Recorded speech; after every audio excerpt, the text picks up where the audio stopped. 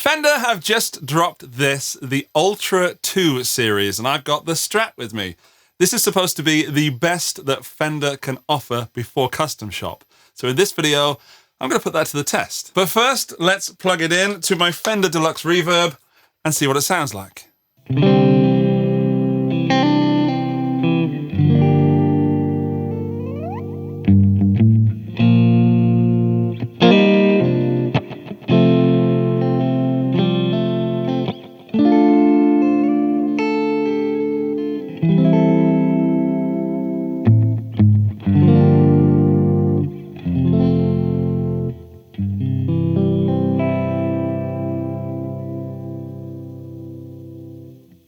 I think that sounds spectacular. And these are new pickups for the Ultra II series. These are noiseless pickups. And we've got a humbucker in the bridge on this one, which you might have noticed. Take a moment to look how beautiful that is. These are my two favorite colors.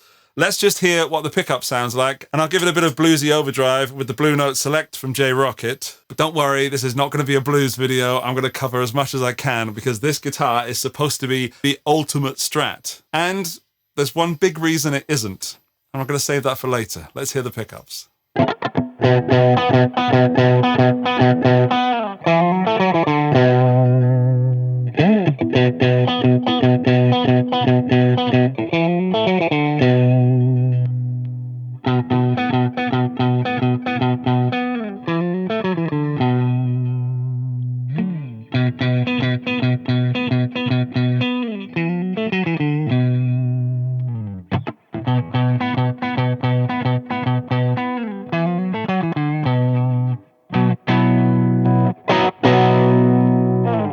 So there is a wide range of tones available, especially in this HSS configuration, which I don't normally go for, but I thought that might be the most versatile to see if this actually is any different to a regular Strat, because it does look like a Strat, and it is a Strat, but it does more than, let's say, where is it?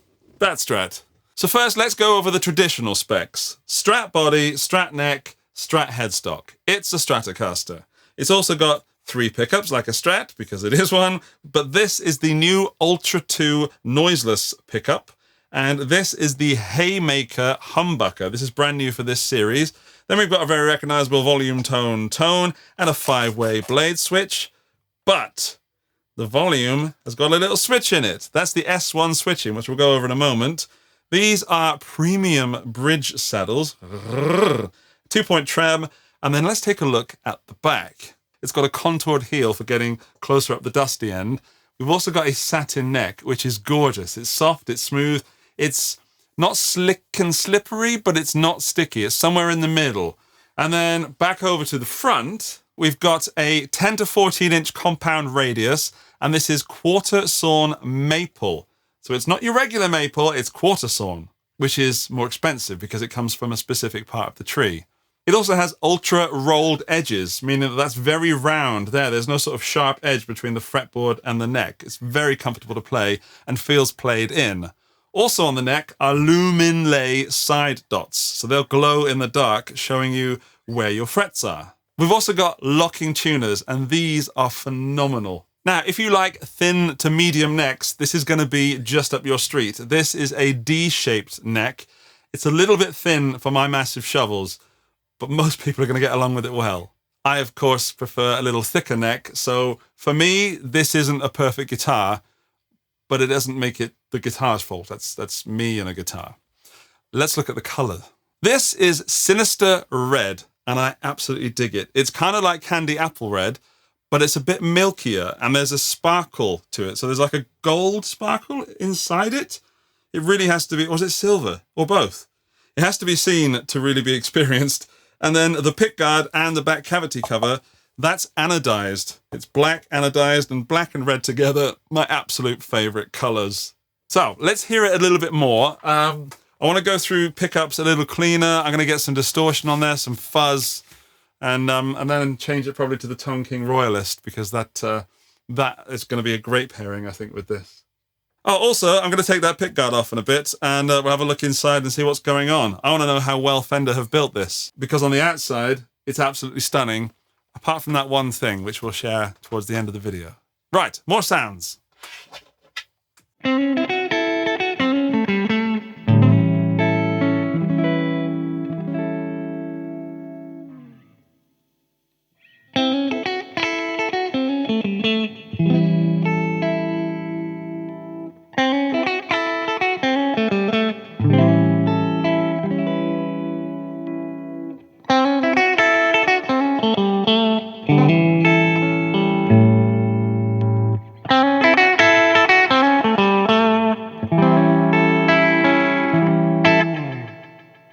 I forgot to mention how cool these knobs are. These are not normal Strat knobs. They've got the rubber around the top like you get on some Ibanez guitars.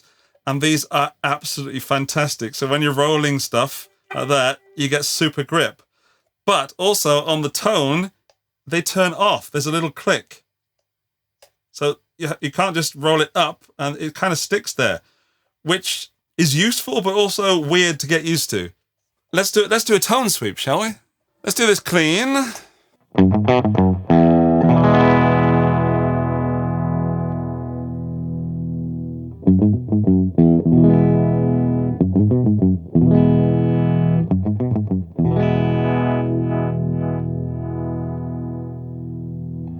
That's super responsive. And the tone knob here is just for the bridge pickup, I think. Cool. And I've never had a Strat that has one tone knob dedicated to just the bridge pickup. So this one in the middle must be, that one must be responsible for the other 4 settings.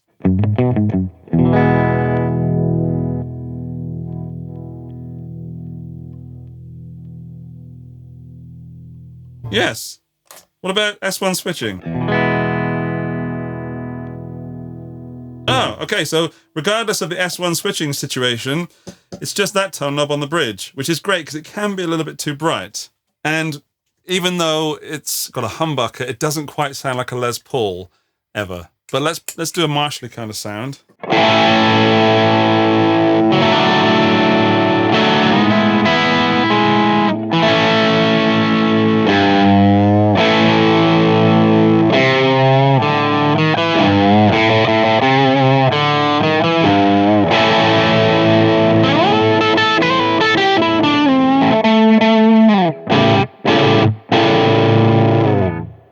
I mean, there's rock there, but it still sounds like a Strat to my ears, and it sounds good.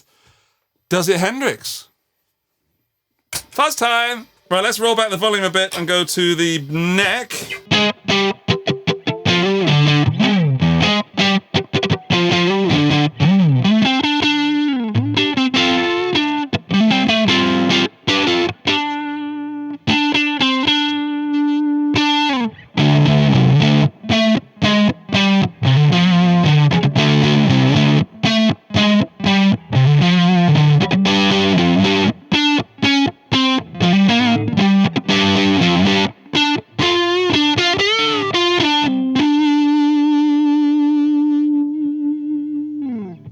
It gets vintage, but it's still like a hi-fi vintage. So you're not going to get it's noiseless. Firstly, so all that there's no single coil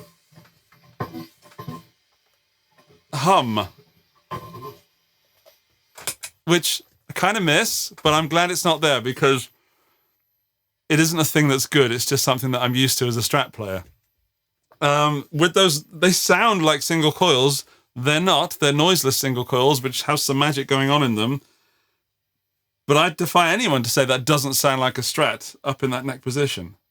So the S1 switch on the old volume knob splits that humbucker. So in this position, position 1, we're just going to get that inner coil there. And in position 2, we're going to get that inner coil and this one, like you would on a regular Strat.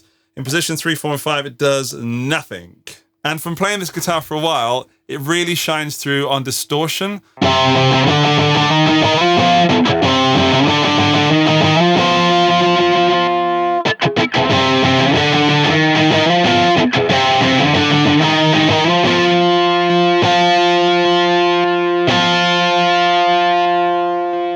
I should test it on clean as well, because I haven't really played it a lot of clean on this humbucker. I like it so much with distortion. Right, let's do something funky.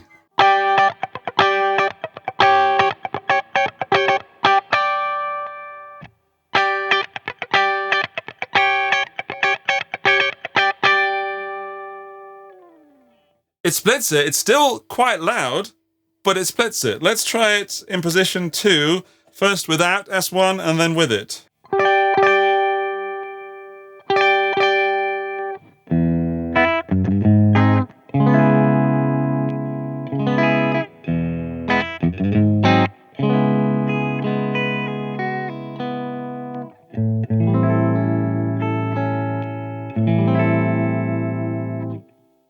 That's one of the most stratty sounds I've got out in this so far, and I don't normally use the middle pickup. It does sound good.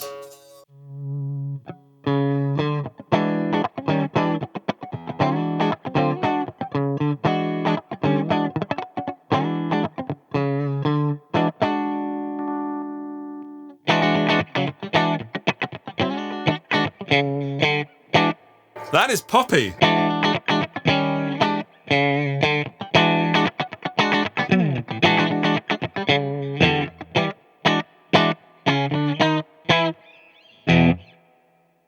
That's really poppy and clicky. I'm really digging this Haymaker humbucker, and I like it in the S1 switching position too.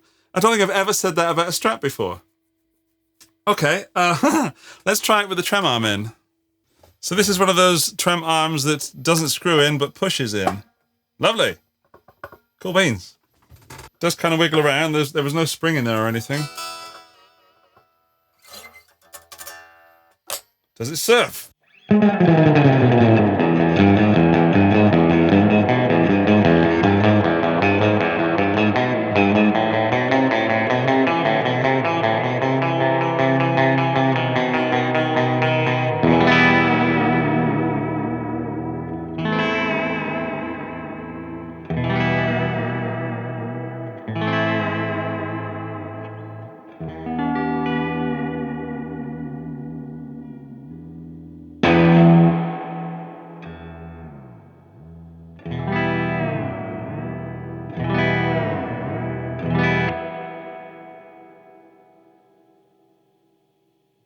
Still stays in tune as well. Okay, it's not the surfiest of guitars. I think I'd go Jazzmaster or something else if I really wanted to surf.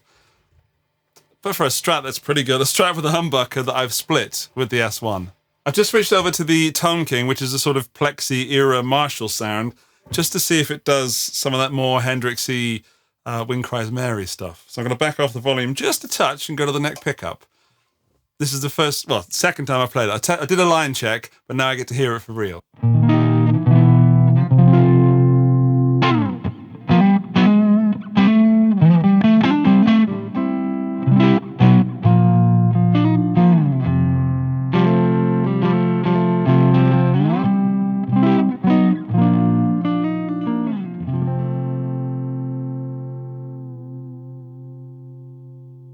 It's got bite. It's got growl. It doesn't quite vintage up. It's almost there, but not quite. But it's close enough to be a more professional on-stage Strat, you know, with that hum and things like that, like things that would prohibit you playing it in a professional show with lights and things. I don't know if that happens anymore. I haven't played at a show that had lighting issues for a long time, but it used to be the fact that if you had lights and you pointed the Strat in the wrong way, you'd get trouble. But everything feels professional. I mean, sorry, ultra. What if we switch to the bridge?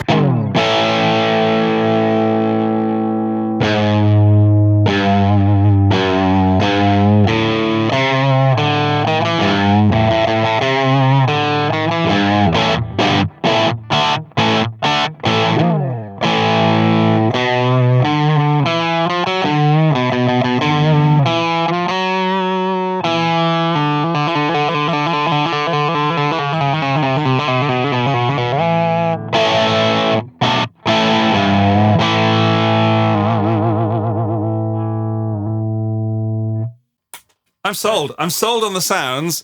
I want to know what's going on inside. Let's crack it open and have a little look under the hood. Oh, wow. I've never seen an orange underside of a pickup before. We've got a lot going on, everybody. Right, careful with those strings. Here we go. Right, there it is. That is not a regular Strat. So here we have our Ultra II single coil noiseless pickups that aren't actually single coil because they're noiseless. they don't look the same. Like those pole pieces are poking through there, and that's a gap just there. That's not the same pickup. So they are different. And then our Haymaker, look how tidy that is. That's one of the tidiest humbuckers I've ever seen. As for this, also tidy, considering how much stuff is going on. There's so much happening in here. The S1 switch is huge. Look, that's as deep as my finger. Almost, well, half my finger. It's a big finger. And then 2 large pots. Everything's soldered nicely. The wire's tidy. Beautiful job of this pickguard, whoever's done that. So let's take a look at the body of the guitar itself. There is a lot of space in here, and you could put a humbucker in the neck if you wanted to. There's no, what's it called? Conductive paint. I'm going to say conclusive paint there. Oh, someone's name just there. Gregory Meredith. It says Gregory Meredith just there. Gregory, hello. And then we've got Antonio F. I love how they've named it. And then everything has a barcode at Fender these days, including the pickguard. Where is it? Just there. And then looking at this guitar, the body was born on the 8th of August, which is only 2 months ago. This guitar is only 2 months old. Bless it. So there's nothing hiding inside this Strat. There's no botch jobs or a shim or anything. It does seem to be some of the best stuff I've seen from Fender. Amazing. Oh, is that a quick connect? I think that's a quick connect. It is. No way. You can quick connect the pickguards now. That makes absolute sense. Well done, Fender. Welcome to 2024. Although you've probably done that before, I just haven't noticed. Sorry. Right, let's get you back together. So let's test the pickups. Bridge humbucker is 14-ish. Wow. Position 2 is 8.43. Position middle is nothing. It goes to 19 and then nothing. Position 4, come on, is about 10. And then 5, 19. Wow, so maybe that middle one is 19. Let's try bridge position 1 with the S1 switching. So that's half the bridge. Is about half. That sounds about right. 7-ish. And then position 2, 5.32. I have no idea what's going on in that middle pickup. I know it still works, so it's probably just my cheapo multimeter. But those are the results. They're a lot higher than I expected, actually. Let's weigh it. With the trem bar, the guitar is 3.65 kilos or 8 pounds exactly. For me, that's about the right weight for a Strat. I'd like a little lighter sometimes, but I have absolutely zero problems with 3.65 kilos.